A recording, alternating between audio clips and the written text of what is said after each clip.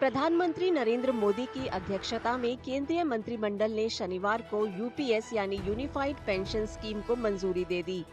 UPS कर्मचारियों को pension की गारंटी देती है। इससे केंद्र सरकार के 23 लाख कर्मचारियों को फायदा मिलेगा। जो कर्मचारी यूपीएस को चुनेंगे उन्हें 25 साल की सर्विस के बाद रिटायरमेंट से पहले के 12 महीनों की औसत बेसिक सैलरी का 50% पेंशन के तौर पर मिलेगा। अच्छी बात यह है कि यूपीएस चुनने वाले कर्मचारियों पर कोई बोझ नहीं पड़ेगा। कर्मचारी का कंट्रीब्यूशन 10% रहेगा, जबकि सरकार का 14 से बढ़कर 18.5% हो जाएगा।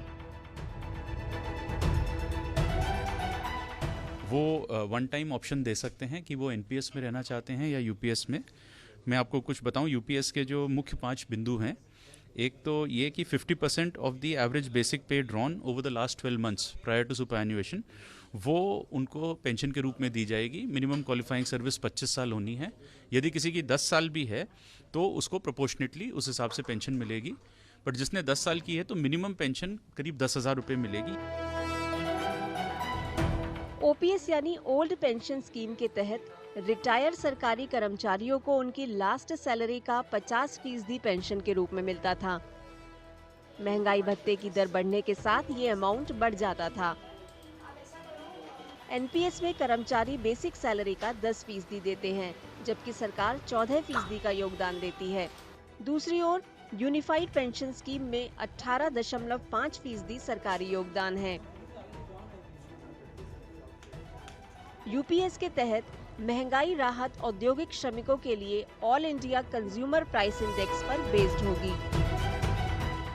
So the difference between the old pension and the new pension scheme was that in the OPS, government employees got a fixed assured amount of pension, which was pegged to their last drawn salary.